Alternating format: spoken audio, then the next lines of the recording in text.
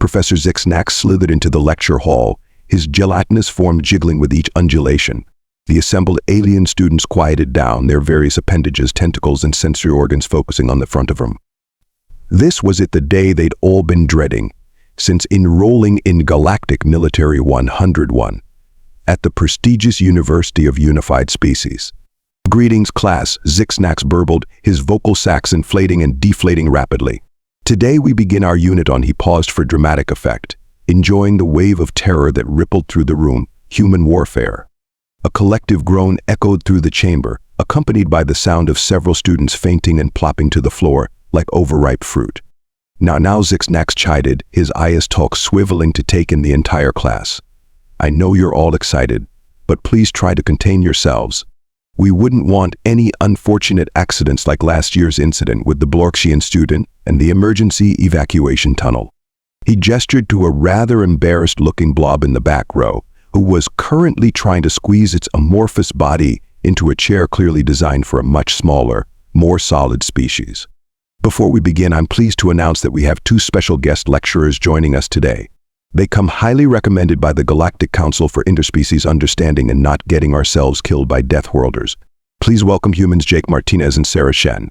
The door at the side of the lecture hall hissed open, and two bipedal creatures strode in. The class collectively gasped, some in awe, others in terror, and a few because they'd forgotten how to breathe and needed a reminder. Jake, a tall, muscular human with close-cropped hair, grinned at the assembled aliens.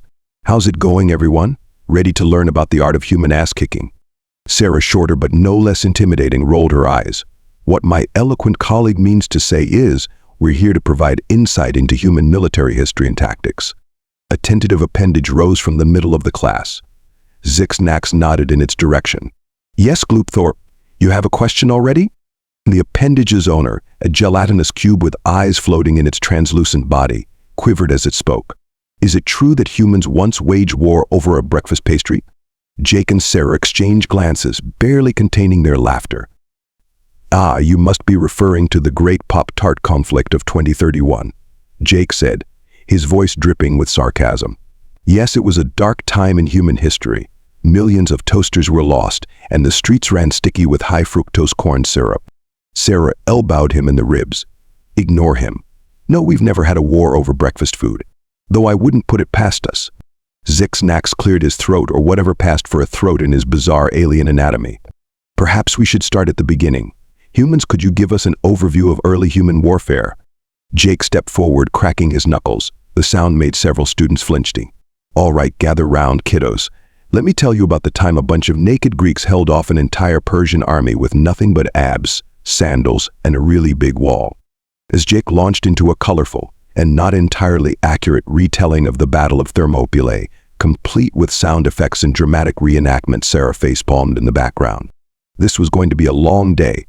3 hours and countless historical inaccuracies later, Jake was in the middle of explaining the finer points of medieval siege warfare. "So there we were, hurling diseased cows over castle walls like the world's grossest game of fetch," he said, miming the action of loading a catapult. A student with more eyes than seemed strictly necessary raised a tentacle.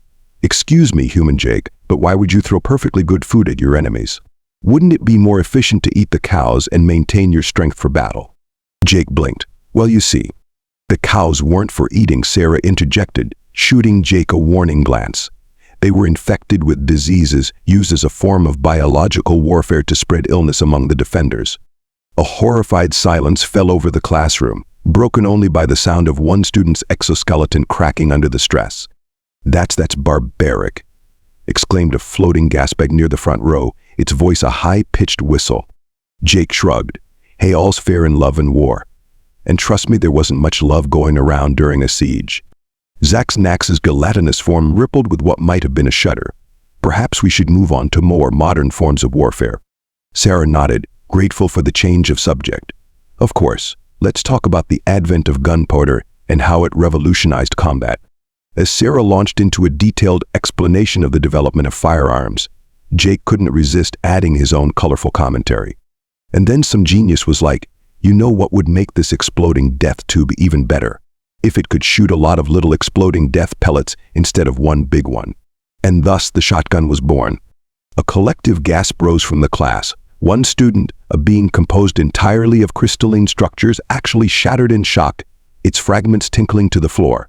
Zixnax's eye stalks droop. "Maintenance is going to have my tentacles for this," he muttered. Sarah, ever the voice of reason, tried to steer the conversation back to facts. While Jake's explanation is colorful, the development of different types of firearms was indeed a significant advancement in human warfare. It changed everything from tactics to the very nature of combat itself. A small furry creature in the front row raised a paw. "But honored human Sarah, surely with such destructive capabilities, your species would have wiped itself out long ago." Jake and Sarah exchanged glances, a moment of shared understanding passing between them. "You'd think so, wouldn't you?" Jake said, his tone uncharacteristically somber. "But here's the thing about humans, we're really good at finding new and exciting ways to kill each other, but we're even better at surviving despite our best efforts." Sarah nodded. "It's true. For all our capacity for violence, we have an equal capacity for resilience, innovation, and when we put our minds to it, peace." The class fell silent, absorbing this information. Even Zixnax seemed thought, his usual jiggling stilled for a moment. Jake, uncomfortable with the serious turn, decided to lighten the mood. "Plus, we figured out that it's way more fun to shoot aliens instead of each other. No offense." The tension in the room snapped like an overstretched rubber band. Half the class dove for cover while the other half looked around in confusion, wondering if they'd missed the start of an invasion. Sarah facepalmed so hard she nearly gave herself a concussion. "He's joking. We don't actually shoot aliens. Usually." Zixnax, sensing the need to regain control of his class, cleared his throat analog again. "Perhaps this would be a good time for a practical demonstration. I believe the Galactic Council approved the use of certain harmless human weapons for educational purposes." Jake's eyes lit up like a kid on Christmas morning. "Oh, hell yeah, who wants to learn how to throw a grenade?" The entire class recoiled in horror, several students activating personal force fields or attempting to phase shift into alternate dimensions of relative safety. Sarah, ever the voice of reason, stepped in. "I think what Professor Zixnax meant was a demonstration of less explosive human warfare techniques. How about we show them some hand-to-hand combat instead?" Jake's enthusiasm dimmed only slightly. "All fine, but I get to demonstrate the tombstone pile driver." As the two humans began clearing a space at the front of the lecture hall, Zixnax turned to address his shell-shocked students. "Now class, pay close attention. This is a rare opportunity to observe human combat techniques up close without the usual risk of immediate dismemberment." The alien students watched in fascinated horror as Jake and Sarah squared off, demonstrating various martial arts moves and explaining their historical context. This, Sarah said, executing a perfect roundhouse kick that stopped mere centimeters from Jake's face, is a technique developed by the Korean military.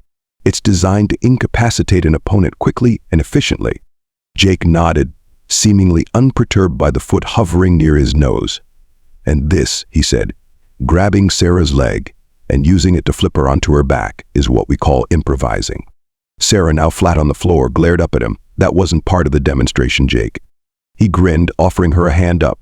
"Consider it a practical lesson in expecting the unexpected." As Sarah got to her feet, brushing off her clothes, a timid voice piped up from the back of the class. It belonged to a small, plant-like being whose leaves were quivering with a mixture of fear and excitement.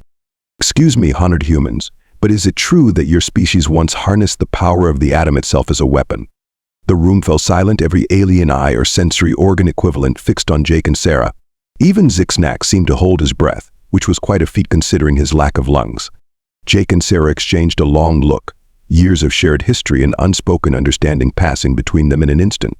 "It's true," Sarah said finally, her voice soft but carrying clearly in the silent room. In the mid-20th century, human scientists developed weapons capable of unleashing the energy bound within atoms. The result was devastating. Jake nodded solemnly. Two of these weapons were used in actual warfare against the cities of Hiroshima and Nagasaki in Japan. The destruction was unlike anything the world had ever seen. Collective shudder ran through the class. One student, a being composed of pure energy, actually flickered out of existence for a moment before reconstituting itself. But why?" asked the plant-like student, its leaves drooping in distress. "Why would you create such a thing?" Sarah sighed. "It's complicated. The development of nuclear weapons was driven by a mix of scientific curiosity, military necessity, and the fear that our enemies might develop them first. Jake nodded. Yeah, it was a classic case of if we don't do it, someone else will. And let me tell you, the thought of Nazi Germany getting nukes first. That was scarier than a xenomorph predator hybrid with PMS. Sarah shot him a look. Jake, I don't think they know what either of those things are. He shrugged. Trust me, it's scary. Zax, who had been uncharacteristically quiet, finally spoke up. But surely, after witnessing such destruction, your species abandoned these weapons. Jake and Sarah exchanged another glance, this one tinged with a mix of irony and resignation. Well, you'd think so, wouldn't you? Jake said, scratching the back of his head. But here's the thing about humans, we're really good at convincing ourselves that the best way to prevent something horrible from happening is to make sure we can do something even more horrible first. Sarah nodded. It's called deterrence. The idea was that if everyone had nuclear weapons, no one would dare use them for fear of mutual destruction. A confused murmur ran through the class. One student, a blob-like creature with multiple mouths, spoke up. But that's insane. You created weapons you never intended to use. Jake grinned. Welcome to Human Logic 101, kid, where the solutions are made up and common sense doesn't matter. Sarah rolled her eyes. What Jake means is that human history, especially our military history, is full of paradoxes. We create to destroy, we prepare for war to maintain peace. It's like that old saying, Jake added, si vis pacem, parabellum. If you want peace, prepare for war. The class stared at him blankly. It's Latin, he explained. Dead language. We humans have a weird thing about quoting dead languages to sound smart. Zaxnax's eye stalks perked up. Fascinating. So your species intentionally preserves obsolete forms of communication for the purpose of appearing more intellectually advanced. Jake opened his mouth to respond, but Sarah cut him off. Let's not go down that rabbit hole, shall we? We've got a lot more to cover. Right, Jake agreed. Who wants to hear about the time humans strapped rockets to bats and tried to use them as weapons? The entire class recoiled in horror, while Zixnax's gelatinous form rippled with what might have been excitement. Oh my yes, please do tell us about this bat bomb. As Jake launched into the bizarre tale of one of World War II's strangest weapon ideas, Sarah couldn't help but smile. For all their fears and preconceptions, the alien students were starting to show genuine curiosity about human history. Maybe, just maybe, this cultural exchange would lead to better understanding between species. Of course, that was before Jake got to the part about napalm. Some things, Sarah reflected, might be better left unexplained. As the lecture wore on, the alien students found themselves oscillating between fascination and terror with each new revelation about human warfare. Jake's animated storytelling and Sarah's more measured explanations painted a picture of a species that was equal parts brilliant and bonkers. And then there was this one time Jake was saying, his eyes gleaming with mischief, when we decided the best way to win a war was to drop a bunch of inflatable tanks on the enemy. A confused murmur rippled through the class. One student, a gaseous being contained within a transparent bubble, expanded slightly in what might have been the alien equivalent of raising an eyebrow. Inflatable tanks? It wheezed. But how would soft, air-filled replicas cause damage to your opponents? Sarah stepped in before Jake could answer. They weren't meant to cause damage. It was a deception tactic used during World War II. The Allies created entire fake armies of inflatable tanks, trucks, and artillery to mislead the Germans about our true strength and position. The class fell silent, processing this information. Then, to everyone's surprise, a laugh rang out. It came from a small insectoid creature near the front, its mandibles clicking in amusement. You mean to say it chittered that your species won battles by essentially playing with toys? Jake grinned. Pretty much, yeah, we call it thinking outside the box. Or in this case, outside the tank. Sparked a wave of laughter through the class, the tension of the earlier discussions finally breaking. Even Zixnax's gelatinous form quivered in what might have been amusement. Fascinating, the professor burbled. It seems that human warfare is not just about destruction, but also about creativity and deception. Sarah nodded. That's right. In fact, some of our greatest military victories came not from superior firepower, but from outsmarting our opponents. A tentative appendage raised from the middle of the class. It belonged to a cephalopod-like being, its skin shifting colors rapidly in what seemed to be excitement. Honored humans, it gurgled, could you tell us more about these creative strategies? Jake and Sarah exchanged glances, a silent conversation passing between them. Then Jake's face split into a wide grin. "Oh boy, have we got stories for you," he said, rubbing his hands together gleefully. "Ever heard of the Trojan horse?"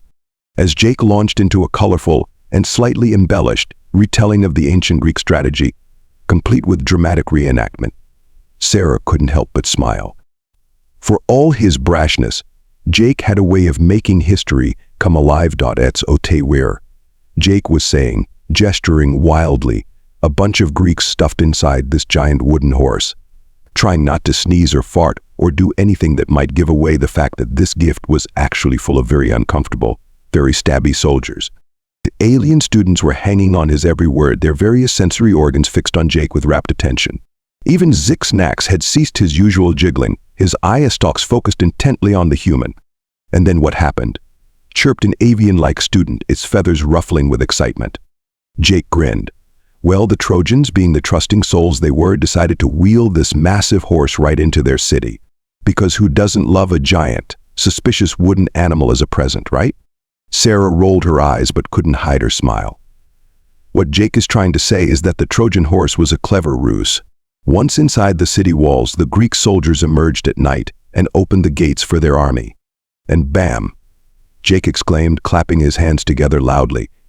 Several students jumped, one actually leaping out of its seat and sticking to the ceiling. Troy falls, Helen goes home, and everybody learns a valuable lesson about looking gift horses in the mouth. Or something like that. The class erupted in a cacophony of alien sounds that might have been laughter or possibly terror. It was hard to tell with some species. Zix-Nax's form rippled with what seemed to be excitement. Extraordinary. So humans have long used cunning and deception in warfare, not just brute force. Sarah nodded. Absolutely. In fact, throughout history, many of our most significant victories came from outsmarting our opponents rather than overpowering them. A tentative appendage rose from the back of the class.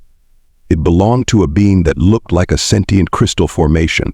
But honored humans, surely with your species' propensity for violence, such clever tactics are the exception rather than the rule. Jake and Sarah exchanged glances. There was a moment of silent communication between them, years of shared experiences and understanding passing in an instant. You'd be surprised, Jake said, his tone uncharacteristically serious. Humans are paradoxical creatures. We're capable of incredible violence, sure, but we're also capable of incredible ingenuity, compassion, and self-sacrifice. Sarah nodded. Throughout our history, for every story of brutality, there's a story of bravery. For every tale of destruction, there's one of creation. Our capacity for warfare is matched only by our capacity for peace. A hushed silence fell over the classroom as the alien students digested this information. Even Zix-Nax seemed lost in thought, his gelatinous form unusually still. Jake, uncomfortable with the serious turn, decided to lighten the mood. Plus, we figured out pretty quickly that it's way more fun to outsmart your enemies than to just bash them over the head. Though we do that too, when necessary. The tension in the room broke, replaced by a mixture of nervous laughter and confused murmuring. Perhaps, Zix-Nax burbled, his vocal sacs inflating rapidly, we could explore some more examples of human ingenuity in warfare. I believe the class would benefit from understanding the full spectrum of human military thinking. Sarah nodded. Of course, let's talk about some of the more unconventional strategies humans have employed throughout history. Jake's eyes lit up. Oh man, where do we even start? The bat bombs, the Great Emu War, or how about the time we used inflatable tanks to fool the Nazis? The class erupted in a chorus of confused and excited alien noises. One student, a gaseous being contained in a transparent bubble, expanded so rapidly in surprise that it nearly popped its containment field. Inflatable tanks? It wheezed incredulously. Sarah smiled. Yes, during World War II, the Allies created entire fake armies using inflatable tanks, trucks, and artillery pieces.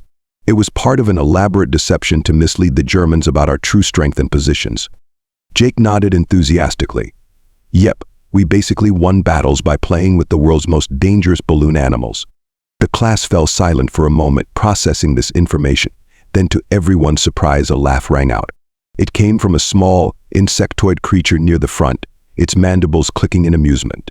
You mean to tell me, it chittered, that your species achieved victory by essentially engaging in playtime activities? Jake grinned. Pretty much, yeah, we call it thinking outside the box, or in this case, outside the very inflatable tank. This sparked a wave of laughter through the class, the earlier tension finally dissipating. Even Zixnax's gelatinous form quivered in what might have been amusement. Fascinating. The professor burbled. It seems that human warfare is not just about destruction, but also about creativity and, dare I say, a sense of humor. Sarah nodded. That's an astute observation, Professor. Humor, believe it or not, has played a significant role in human warfare. It's a coping mechanism, a way to boost morale, and sometimes even a weapon in itself. A tentative appendage rose from the middle of the class. It belonged to a cephalopod-like being, its skin shifting colors rapidly in what seemed to be excitement. Honored humans, it gurgled, could you elaborate on how humor could be used as a weapon?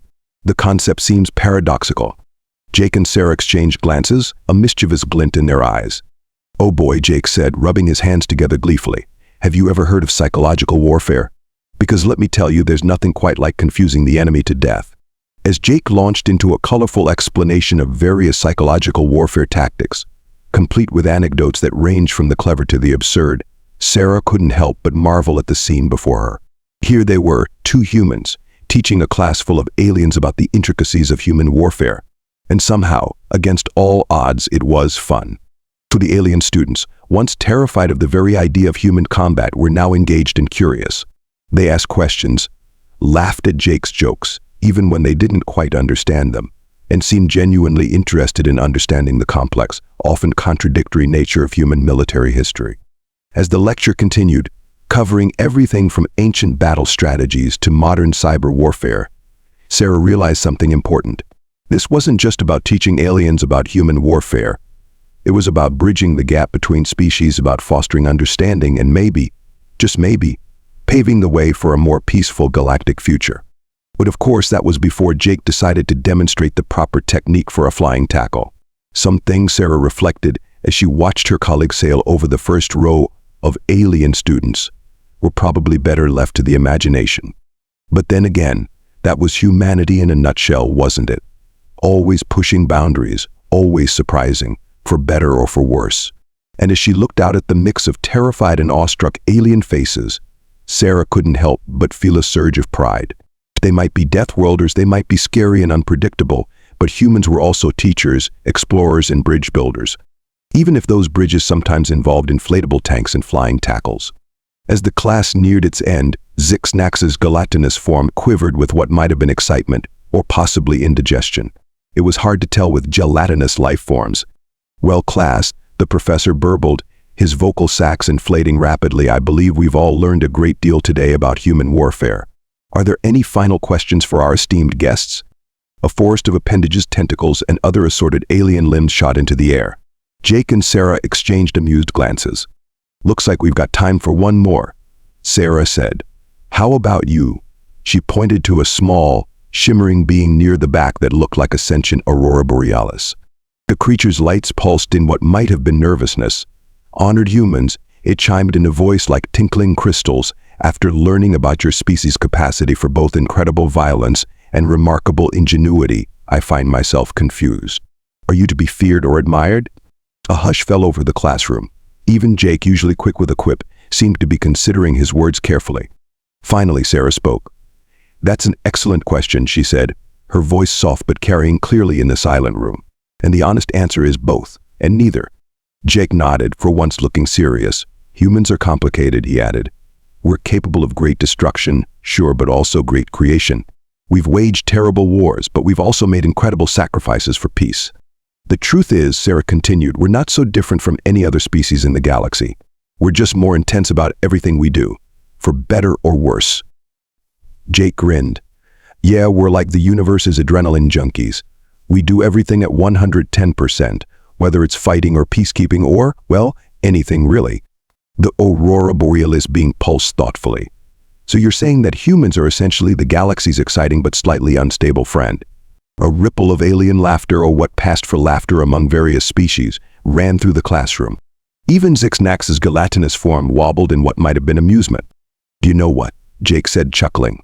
That's probably the best description of humanity I've ever heard. We should put that on our galactic business cards. Sarah smiled. The point is, we're not to be blindly feared or unquestioningly admired. We're to be understood. And hopefully, as we all learn more about each other, we can work together to create a better, more peaceful galaxy. While still keeping things exciting, of course, Jake added with a wink. As the class erupted into a cacophony of alien sounds, questions, comments, and what might have been applause, it was hard to tell with some of the more ethereal species. Sarah felt a sense of accomplishment. They'd come here to teach about human warfare, but in the end, they'd done something far more important. They'd opened a dialogue, sparked curiosity, and maybe, just maybe, changed some minds about the strange, scary Deathworlders known as humans. Zixnax's voice cut through the noise. Well, class, I believe that concludes our lesson for today. Please give a round of appreciation for our human guests.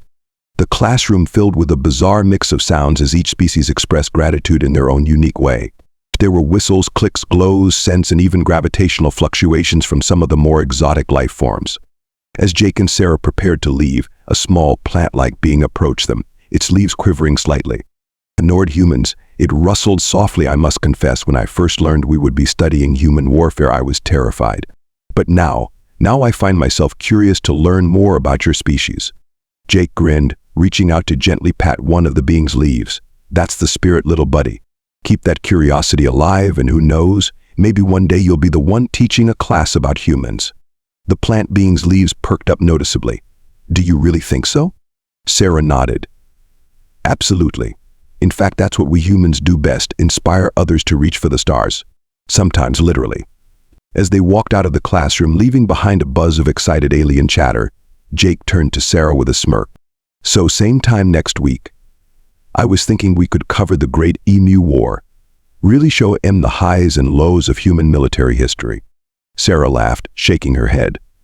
I think we've traumatized them enough for one semester. But who knows? Maybe next time we can teach them about human sports. I'm sure they'd love to hear about the ancient art of cheese rolling. Jake's eyes lit up. Oh man, can you imagine their faces when we tell them about hockey? They already think we're crazy for our wars. Wait until they hear about what we do for fun. As they walked down the hallway, their laughter echoing off the alien architecture, Sarah couldn't help but feel a sense of hope. Sure, humans might be the crazy Deathworlders of the galaxy, the species that other races told scary stories about. But they were also teachers, explorers, and bridge builders. And who knew? Maybe one day the galaxy would look at humans not with fear but with understanding. And maybe, just maybe, they'd be invited to the next intergalactic cheese rolling championship. After all, if there's one thing humans excel at, it's defying expectations.